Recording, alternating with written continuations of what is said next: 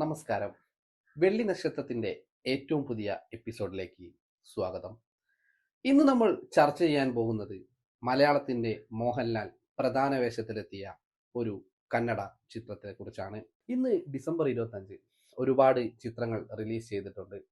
ഈ ചിത്രങ്ങളിൽ ഏറ്റവും ശ്രദ്ധേയമായ ഒന്ന് മോഹൻലാലിന്റെ ചിത്രം ആകുമെന്നുള്ള കണക്കുകൂട്ടലുകൾ കൊണ്ട് മാത്രമാണ് സിനിമയ്ക്ക് ടിക്കറ്റ് എടുത്തത്. പക്ഷേ 2026 അടുക്കാൻ ഇനി വെറും 6 ദിവസങ്ങൾ ബാക്കിയുള്ളപ്പോൾ ഏറ്റവും വലിയൊരു ബോംബ് ചിത്രമായി ഇത് മാറുമെന്ന് ഒട്ടും പ്രതീക്ഷിച്ചില്ല. ഇതിന് തൊട്ടു മുൻപ് മോഹൻലാൽ അഭിനയിച്ച മറ്റൊരു കന്നഡ ചിത്രമുണ്ടായിരുന്നു. അതിൽ മോഹൻലാൽ ക്യാമിയോ വേഷത്തിലായിരുന്നു എത്തിയിരുന്നത്. ചിത്രത്തിന്റെ പേര് കണ്ണപ്പ. അതും ഒരു വലിയ പരാജയ ചിത്രം തന്നെയായിരുന്നു.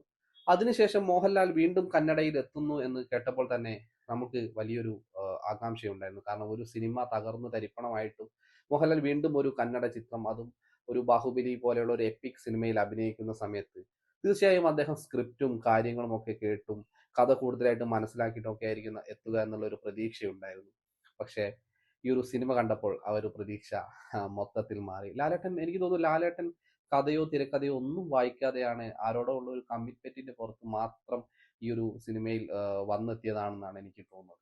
കാരണം ഈ സിനിമയ്ക്ക് വ്യക്തമായ ഒരു കഥയോ തിരക്കഥയോ ഒന്നുമില്ല. ഒരു അച്ഛൻ മകൻ പാസത്തിൽ തുടങ്ങുന്ന കഥ അങ്ങനെ എഴഞ്ഞു നീങ്ങി ഫസ്റ്റ് ഹാഫിലെത്തുന്നു.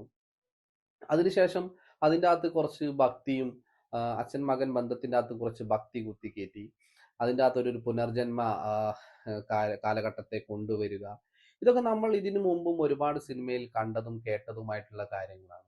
ഇത്തരത്തിലുള്ള കാര്യങ്ങളെ വീണ്ടും സിനിമയിലേക്ക് കൊണ്ടുവരുന്ന സമയത്ത് ഒരു സംവിധായകൻ അല്ലെങ്കിൽ ഒരു തിരക്കഥാകൃത്ത് എന്താണോ ചിന്തിക്കേണ്ടത്, എങ്ങനെയാണ് അത് പ്രേക്ഷകർക്കുള്ളിലേക്ക് എത്തിക്കേണ്ടത് എന്നുള്ള ഒരു കാര്യത്തെക്കുറിച്ച് ഇവിടെ തിരക്കഥാകൃത്തോ കഥാരചയിതാവോ അല്ലെങ്കിൽ സംവിധായകനോ ഒന്നും തന്നെ ശ്രദ്ധിച്ചില്ല എന്നുള്ളതാണ് എടുത്തു പറയേണ്ട ഒരു കാര്യം.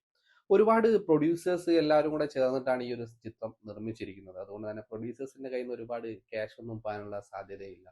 ചുരുക്കി പറഞ്ഞാൽ മലയാളത്തിന്റെ മോഹൻലാലിനെ വീണ്ടും കന്നഡയിലേക്ക് കൊണ്ടുപോയിട്ട് ഒരു നാടകത്തിലൊക്കെ അഭിനയിപ്പിച്ച ഒരു ഫീലാണ് എനിക്ക് തോന്നിയിട്ടുള്ളത്.